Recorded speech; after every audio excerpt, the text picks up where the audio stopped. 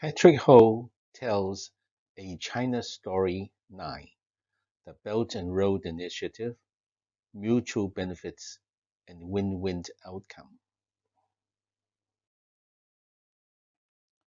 We live in an increasingly thriving world with hundreds of millions having been lifted out of poverty.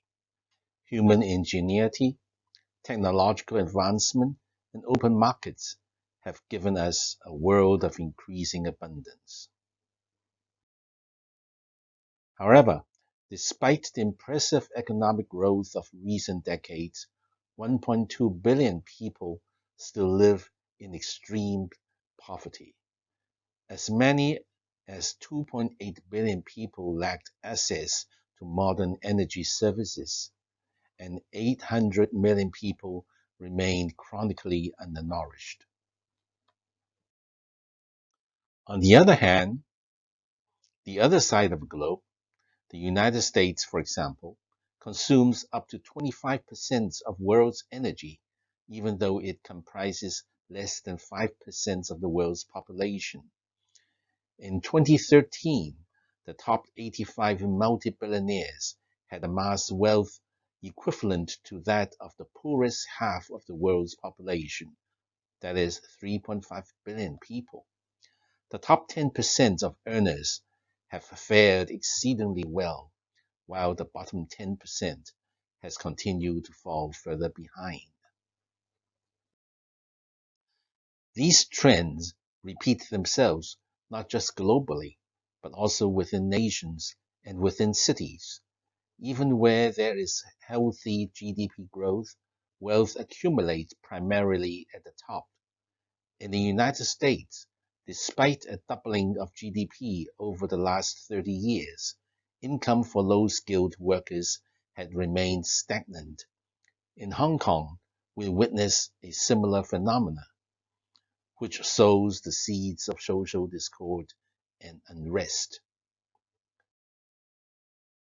The pie has gotten bigger, but portioned unfairly increasingly across the globe, across generations, and within nations, resulting in real and significant consequences.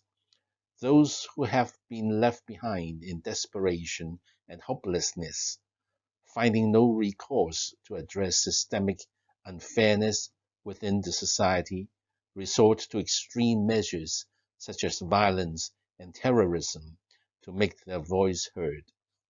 Ultimately, everyone is harmed by inequality. Such tragic results can be traced back to a broken system of economic development. Since the last millennium, the world's international order has largely been dictated by the disposition of natural resources. Many of the challenges we face today still stem from zero-sum game of capturing resources for the security and interests of individual nations and countries. Countries, in the name of national security, naturally seek to secure strategic commodities for their internal development, and this concern is only heightened when growth exceeds the local supply of available resources. At this point, countries have traditionally expanded their territories overseas, looking for new markets and increased access to resources. For most of human history, this involved plundering, slaves, colonies, and wars, with some countries annexing foreign territories in the name of religion, civilization, and progress, and others blatantly pillaged for spoil. Empires and imperialism reigned. Things changed after the two world wars, when imperialism and colonialism gave way to democracy and human rights. The answer emerged as globalization. Globalization deploys capital and investments, trade and goods, people and services, and information across national barriers, and by reorganizing these entities, obtained maximal profits. It has proven to be a very effective scheme for amassing great fortune, and it has accelerated growth in the global economy in relatively short time. Free trade has, however, also come with its shares of disadvantages. Most notably, it has disproportionately benefited the capitalist class while leaving lower skilled workers struggling to make ends meet. This inequality has not only become a source of social strife and resentment, but also a real obstacle to continued economic growth.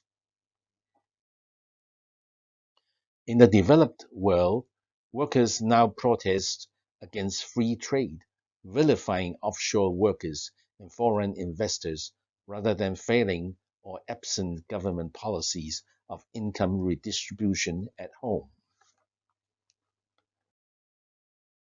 In the developing world, a failure to share the fruits of progress has resulted in even greater hopelessness and despair.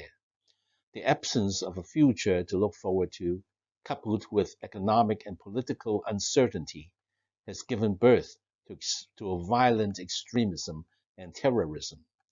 Today's youth, in particular, are resorting to desperate measures and joining extremist groups.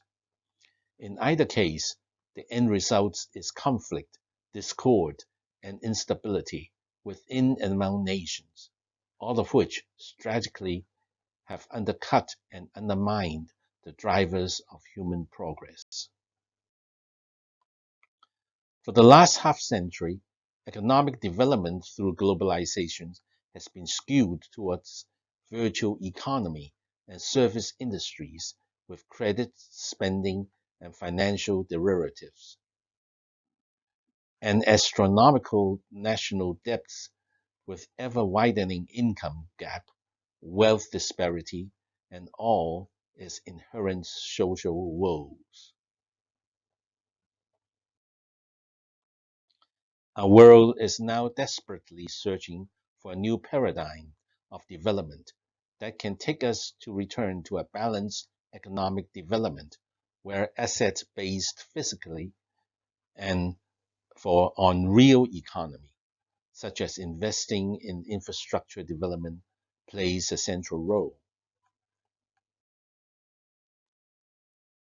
Today, globalization 1.0 is a system in crisis. The world is in a dire need for globalization 2.0. China's Belt and Road Initiative is an answer to this need. The Belt and Road Initiative aims to promote connectivity by building new roads, railways, sea lanes, flight paths, water ducts, oil and gas pipelines, electric grids, and fiber optic cables. Moreover, the Belt and Road Initiative, or BRI, calls for a three-dimensional combination of infrastructure, institutions, and people-to-people exchanges involving policy communication, trade link, capital flow, and understanding among peoples. Simply put, the BRI regards infrastructure developments as basic building blocks of global connectivity and socio-economic growth. BRI represents a new model of sustainable development for the world, globalization 2.0, where social inclusiveness, equality, individual and social well-being, and environmental responsibility are featured alongside with economic growth and prosperity with equal weights. Prosperity is achieved through collective, inclusive approaches that build on trust, social justice, goodwill, dialogue, and collaboration among countries. Whereas globalization 1.0 concerns only in maximizing profits, globalization 2.0 emphasizes economic prosperity amidst equality and environmental responsibility. It is actually the globalization 1.0 operated under the principles of sustainable development. In its formative stages, the BRI will rely on major investments in infrastructure building, putting a call out to the entire world to start steering the global economy back to the basics, real assets, and gradually away from virtual derivatives. Investing in infrastructure is a proven way to invest into our future, providing a foundation and an impetus for growth and development. The term infrastructure encompasses physical structures as well as institution and human capabilities. Economic infrastructures includes transportation, energy, communications, and financial services systems. Social and environmental infrastructures includes water and sanitation, schools, hospitals, and healthcare systems. Infrastructures are economic drivers, providing employment and jobs, and forming the backbone of the economy of every country and a necessary input to every economic output. It is critical to a nation's prosperity, public health, and welfare. Infrastructure's condition has a cascading impact on the nation's economy, business productivity, GDP, employment, personal income, and international competitiveness. Infrastructures do not favor big enterprises only, but also facilitates medium, small, and even individual enterprises to thrive and prosper, providing them with access to information, technology, and pathways into markets. Such social empowerment creates opportunities, especially for individuals, to lift themselves out of joblessness and poverty. Furthermore, infrastructure is fundamental to sustainable development, playing a catalytic role in fostering a social development and environmental protection alongside economic growth. Records showed while China invested roughly 9% of its GDP in infrastructure in the 1990s and 2000s, most Western and non-Asian emerging economies invested only 2% to 4% of their GDP in infrastructure assets.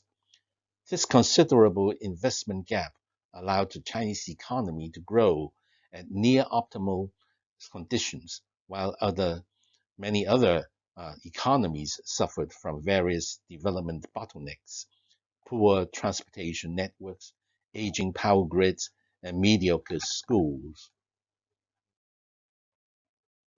Infrastructure provides multidimensional benefits.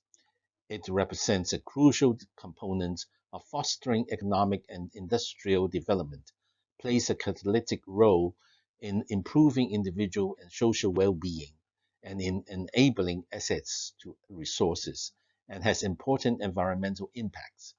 According to the United Nations record, every one job in manufacturing creates 2.2 jobs in other sectors. Our world is experiencing profound and complex challenges, including the rise of radicalization and violent extremism, against a backdrop of identity-based conflict, cultural and religious tensions.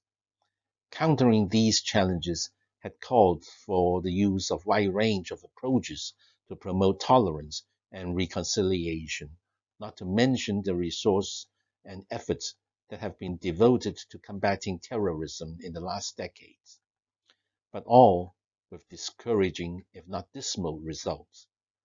Perhaps we have been addressing only the symptoms without attending to the roots of the problem. It is high time that we consider adopting an alternative approach.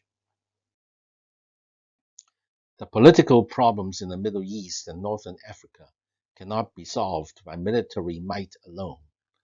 Only by changing the underlying socio-economic conditions in those regions can we provide hope and the future for the great mass of young people who today are living in despair and resorting to desperate measures by joining extreme formations.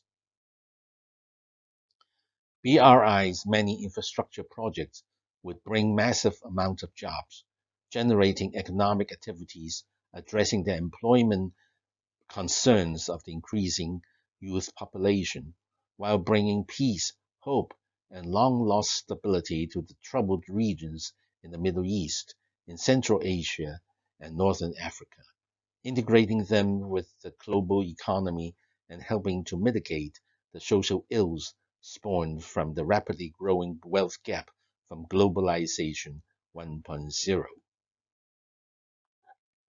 By the same token, BRI's projects, through the creation of jobs and alleviating the local instability and hopeless condition, might work like a dam to hold back the stream of refugees and immigrants clamoring to enter the EU and other countries. BRI operates according to the geo-economic principle of win-win cooperation and overcomes the zero-sum game of geopolitical confrontations that threaten to bring the world close to war. BRI brings peace and justice by reducing inequalities. It has the potential to help the world to get rid of its current political, economic, and developmental crisis.